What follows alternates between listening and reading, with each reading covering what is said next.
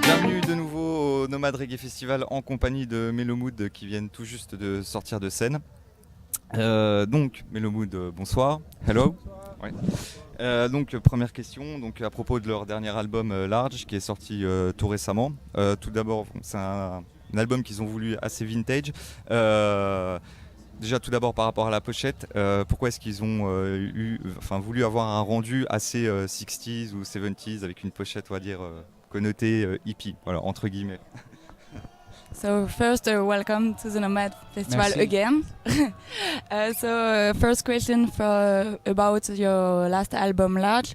So it's pretty vintage. So first, the cover is pretty vintage. So could you tell a little bit more about this? 60s, 70s Yeah. Cover. Well, the cover was designed by an American graphic artist whose name is Dewey Saunders, and we met his works online because he did the cover for Chronix. He worked with Anderson .Paak and many others. We wanted to do like collage art for the album, and he took care of it. Donc, c'est un illustrateur américain qui s'est occupé de la pochette de l'album. Donc c'est sous forme de collage, du coup assez vintage des années 60. Voilà. Et je veux savoir, est-ce qu'il y a une référence au Sgt Pepper, l'album Sgt Pepper des Beatles? Does it have a reference about Sgt Pepper from the Beatles? Well, the cover. I think nobody ever thought about it. Personne n'a pensé à ça. But well, I hope it brings as much luck, you know. I think it's a good sign that that it becomes as famous. J'espère que ce sera un bon signe et que ça deviendra aussi célèbre. Donc, voilà. Merci. Donc apparemment ils ont travaillé avec des vieilles machines sur cet album. Pourquoi avoir choisi ça justement? So why did you choose to work with old school machines and techniques on this album? I think it has to do. Paulo will also answer on that, but I think it has to do with the fact that we wanted to give a more like live sound to the album and let it feel that we played it, you know, with our hands on the instruments. So we wanted to give that feeling. Donc on voulait donner l'impression que c'est du live, que c'est vraiment nous qui l'avons fait. Donc c'est pour ça qu'ils ont utilisé des machines assez old school, voilà, pour... Comunque insomma abbiamo usato la strumentazione degli anni 70-80 perché sono gli anni in cui la tecnologia della produzione giamaicana della musica ha avuto le influenze più positive dalla tecnologia dell'epoca e hanno condizionato moltissimo il suono originale, e rifarsi a questo è un'ottima scuola. And Paolo added that we used instruments from the 70s or 80s because those are the years or the decades where the Jamaican sounds were the most influenced by the newest technologies in terms of recording, and they had a very heavy influence on the Jamaican sounds that we wanted to reach. Donc il voulait donner l'impression que c'est des réels instruments et que ça vient d'une culture jamaïcaine, donc ça apporte un côté plus instrumental sur l'album. D'accord, ok, ça marche, merci. Et comment s'est passé le travail de composition et le processus de création de l'album? Qui a composé et quel a été le travail vraiment de Paolo Baldini sur cet album? So can you talk about the composition of the album, how it works, how was it, and how was Paolo Baldini's work on this album? Okay, I'll start first and then I'll let him finish. We did one thing different from the previous ones, from the previous albums. What we did was we wanted to get in the studio being very ready. So we spent a lot of time in the rehearsal room before going to the studio. We arranged all the tracks. We play them many times, so we learned them. And so when we went to the studio, everything was almost done. Matter of fact, it took 2 days to record the instrumentals, while it took several months to actually put the songs together. Another thing that we did different was usually it was like I said, we built a rhythm in the studio, for example, then everybody had his part, and then, for example, he has a chorus, so he dropped the chorus, then I dropped my verse, and then he had another blah blah blah and so on. This time I wrote 6 songs and let him sing some parts of them. He wrote 6 songs and let me sing some parts of the song. So that's why I think it sounds so, how can I say, organic, in a way. Il y a beaucoup d'informations. Don't worry. Donc ils ont travaillé longtemps en studio pour la création de cet album.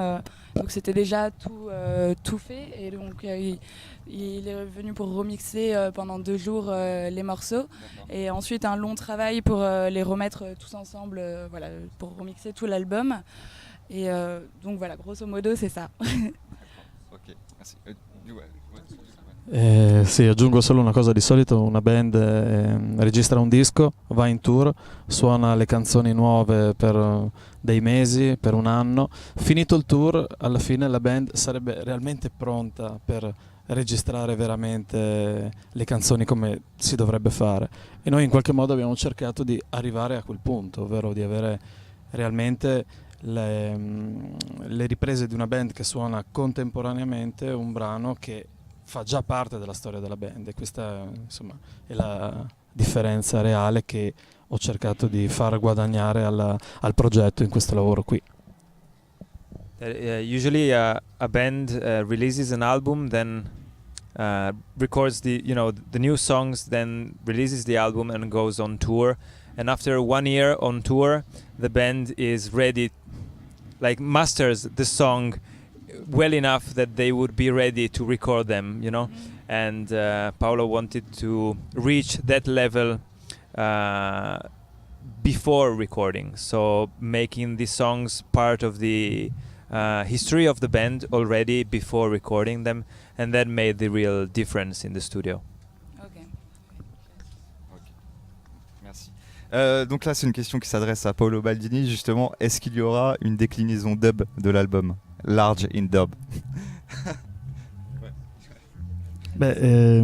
Allora, vabbè, l'album dub di Large, ovvero Large in dub, è ufficialmente finito, quindi in studio l'abbiamo realizzato, uscirà a breve. Adesso sto finendo semplicemente di selezionare le dub version più belle, più rappresentative per questo disco, e ci saranno un po' di sorprese, perché insomma si è cercato di fare comunque nuovamente anche l'operazione di dub nel modo più live possibile. Large in dub is officially ready, so it will be released later this year, after the summer. And all the dubs are ready. Paolo is now choosing the takes, because also the dub versions reflect the same live approach that the band had while recording the album. So also the dubs were made live, and so he's now choosing the best takes for the album.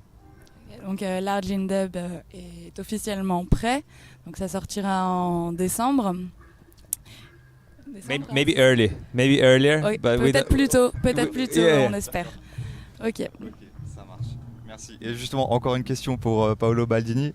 Qu'est-ce qui est le mieux, d'être derrière la console pour un live de Mellow Mood, ou derrière la console faire un live machine en sound system ou en session toi tout seul?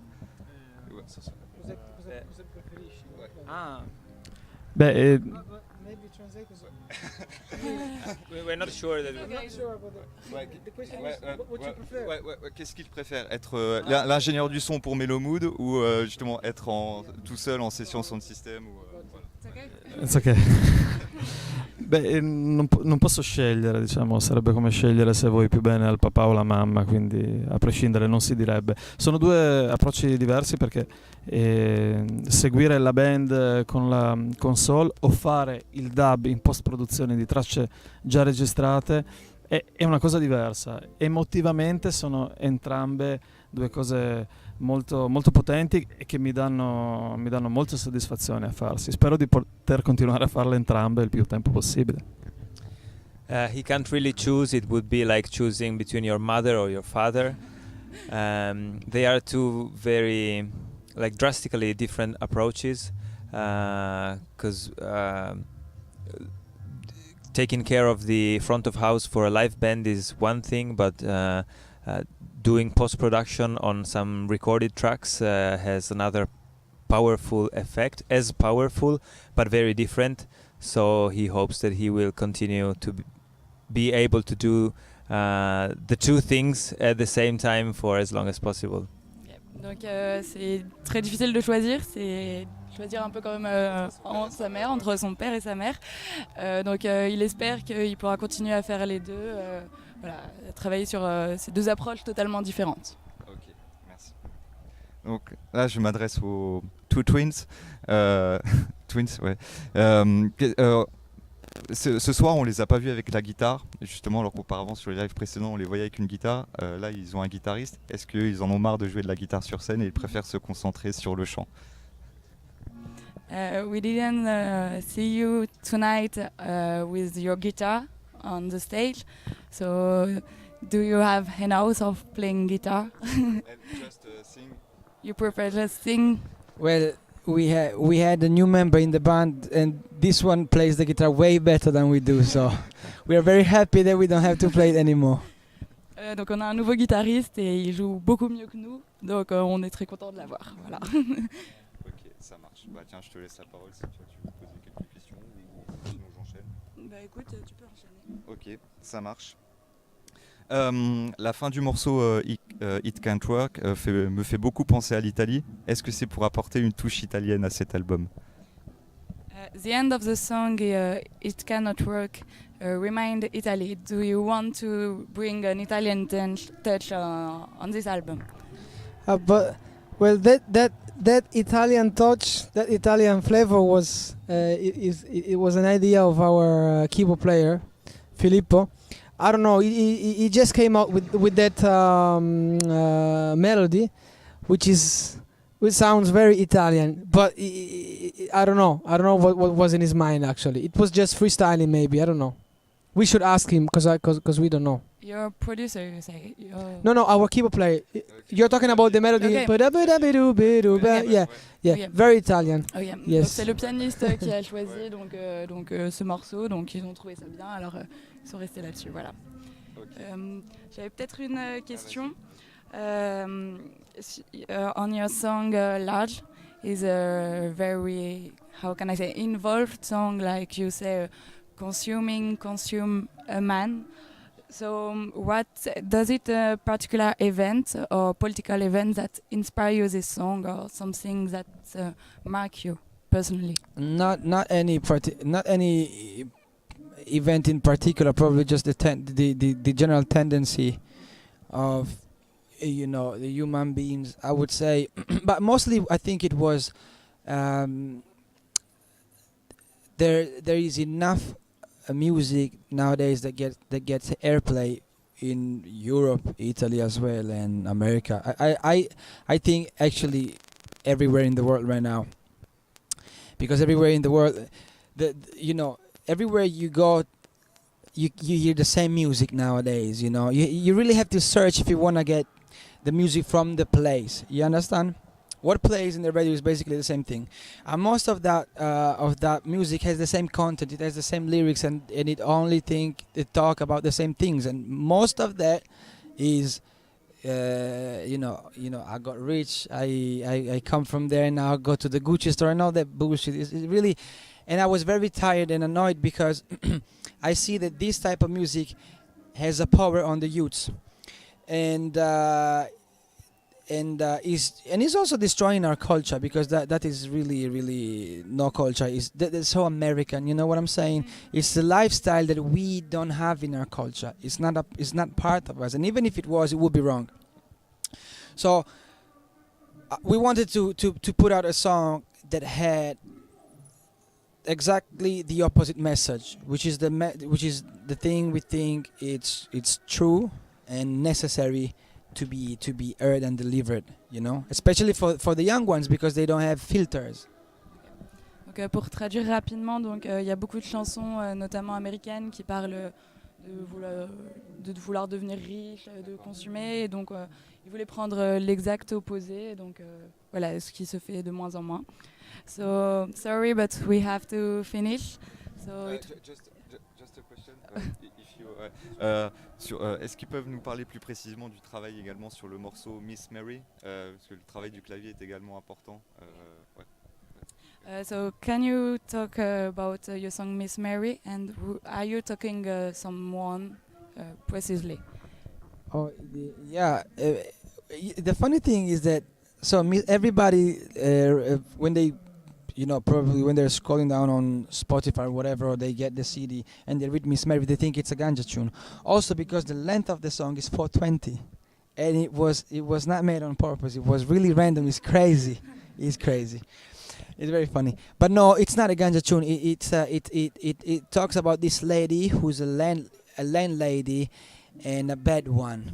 We all of us, I think, once in a lifetime we meet one of those. If you ever rent a house, sometimes the landlord or landlady, they're cool, but sometimes they ain't. And probably they judge. You know, when you go live in a flat, you kind of enter an environment and you are a stranger and you have all the eyes on you. And that was a situation I was in, and I just wanted to talk about it. But it's a funny song. It's not any, and you don't have to take it too serious, you know.